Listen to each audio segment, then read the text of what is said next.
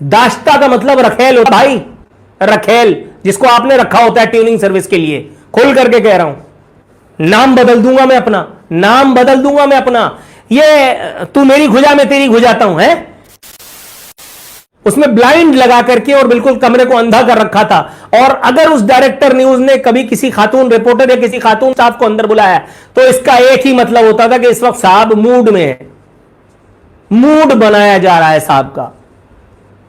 ये उसके बारे में बात नहीं करेंगे, ये उस एंकर के बारे में भी बात नहीं करेंगे जो अपने चैनल की हुदूद में रात गए अपना प्रोग्राम खत्म करके ये सिर्फ इंटर्न लोगों को नौकरियां दिया करता है और उन खवातीन को, उन मस्तूरात को अंधेरी पार्किंग में ले जा करके वो उनके साथ क्या क्या शगफ फरमाता है, ये उसके बारे में कोई बात नहीं करेंगे ना।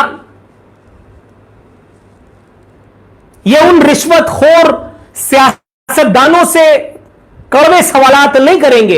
एक इस वक्त की बहुत बड़ी अदाकारा है जिसको आपने एक बहुत बड़े इलाके में एक बहुत बड़ा जिसको कहते हैं अपार्टमेंट लेकर के दिया है सिर्फ इसलिए कि वो उनका कुछ दिनों के लिए इनकी तसल्ली, इनकी हवस परस्ती की तकमील में मुआवनत करती है। दाश्ता का मतलब रखेल होता भाई, रखेल जिसको आपने रखा होता है ट्यूनिंग सर्विस के लिए। खोल करके कह रहा हूं, ये जनरल रानी पर तबर्रा कर रहे हैं। ये इनमें से जितने हाजी सनाउल्लाह के बेटे बने हुए हैं, इनमें से इनको पता है कि इनमें से कितनों की बीवियां इनकी वफादार हैं। इनको पता है इनमें से कितनों के बेटे उनके अपने बेटे, इनके कितनी अपनी बेटियां इनकी अपनी बेटी हैं।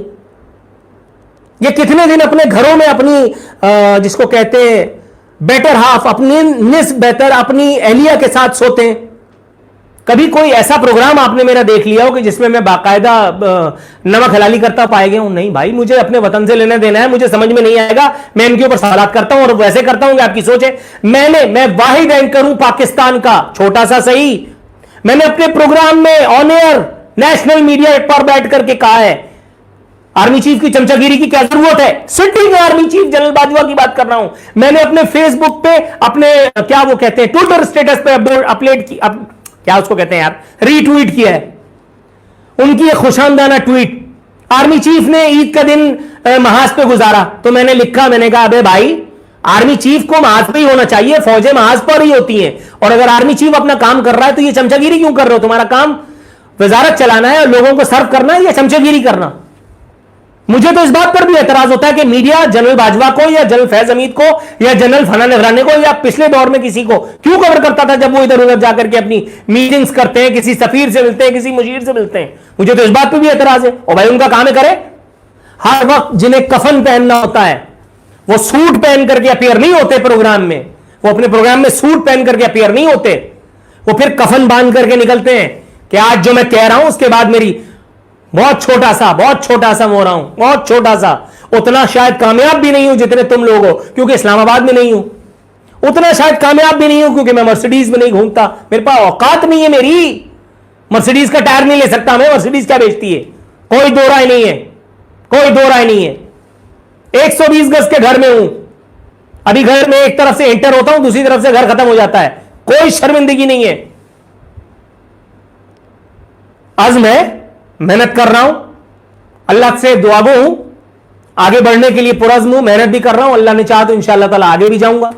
लेकिन वो सब कुछ करके नहीं जो ये मीडिया के मीरासी कर रहे हैं। ये तू मेरी खुजा में तेरी खुजाता हूं है, ये जो एंकरों का माफिया है, जिनको मैं वाटर टैंकर का माफिया कहता हूं।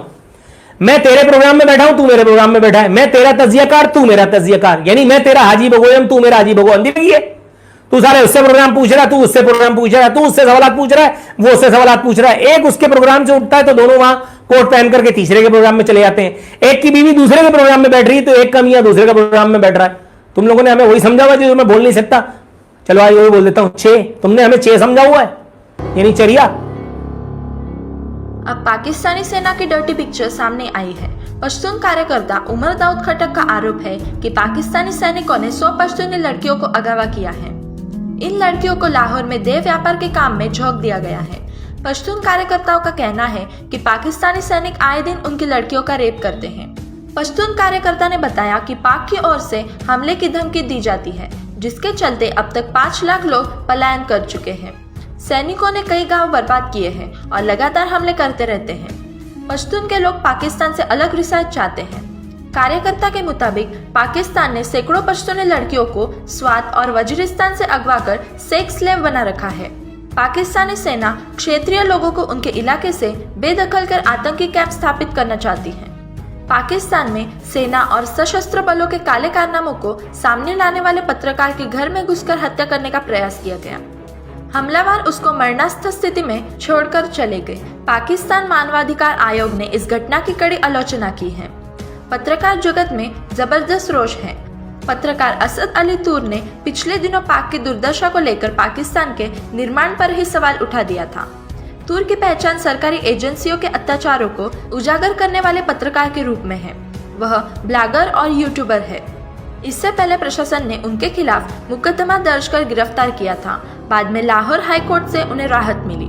पिछले साल जुलाई में पत्रकार तूर को अगवा कर लिया गया और कई दिन यातना देने के बाद सुनसान स्थान पर छोड़ दिया गया। तूर पर हमले के वीडियो अब इंटरनेट मीडिया में वायरल हो रहे हैं। इस घटना की पाक के मानवाधिकार आयोग ने ट्वीट करते हुए कड़ी आलोचना की है। पीएमएल नवाज की नेता मरियम नवाज ने भी इस घटना पर रोष जताया है। ज्ञात हो कि पाक में पिछले वर्ष में 139 पत्रकारों को इसी तरह से मारा जा चुका है। इनमें कई विदेशी पत्रकार भी हैं। पिछले साल जब ये खबर सामने आई थी कि चीन के पुरुष पाकिस्तान की ईसाई लड़कियों के साथ शादी कर रहे हैं तो हड़कंप मच गया था। पाकिस्तान के अधिकारी फौरन हरकत में आ गए थे। उन्होंने इन गतिविधियों के खिलाफ कार्रवाई करते हुए करीब 50 लोगों को गिरफ्तार किया था। लेकिन पाकिस्तान की हुकूमत के कार्रवाई करने के 1 साल बाद आज भी चीन के पुरुष पाकिस्तान की ईसाई लड़कियों से ब्याह कर रहे हैं। हालांकि अब शादी का ये गौर धंधा बड़ी खामोशी से गुपचुप चलाया जा रहा है। अगर हम पीछे जाएं तो हुआ ये था कि 2020 में एक तफ्तीश से इस बात का पर्दाफाश हुआ था कि चीन के बहुत से पुरुष पाकिस्तान की गरीब ईसाई लड़कियों को चुन चुन कर निशाना बना रहे हैं। उन्हें अमीर घरों में शादी का झांसा दिया जाता है। इस काम से बहुत से अनुवादक और पादरी चीनी मर्दों की मदद कर रहे थे।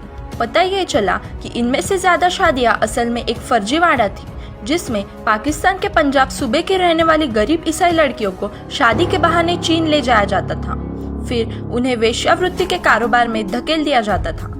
चीनी मर्दों और पाकिस्तान की ईसाई लड़कियों की शादी के इस घोटाले में अक्सर पादरी कोई रिश्तेदार या पारिवारिक दोस्त बिचौलिया की भूमिका निभाता है। फिर वो लड़की के परिवार वालों से बात करता है और शादी की तारीख तय करता है। फिर इन लड़कियों को गुपचुप तरीके से इस्लामाबाद ले जाकर उनका ब्याह कर दिया जाता है। इनमें से अधिकतर मामले एक जैसे ही रहे हैं। किसी गरीब ईसाई परिवार से धनाढ्य दिखने वाला चीन का कोई परिवार संपर्क करता है। उनके साथ कोई पाकिस्तानी अनुवादक होता है। चीन का ये परिवार ईसाई परिवार को या तो शादी की तैयारी के नाम पर या फिर उस परिवार का कर्ज उतारने के नाम पर 10 से 50 लाख तक की रकम देने को तैयार होता है।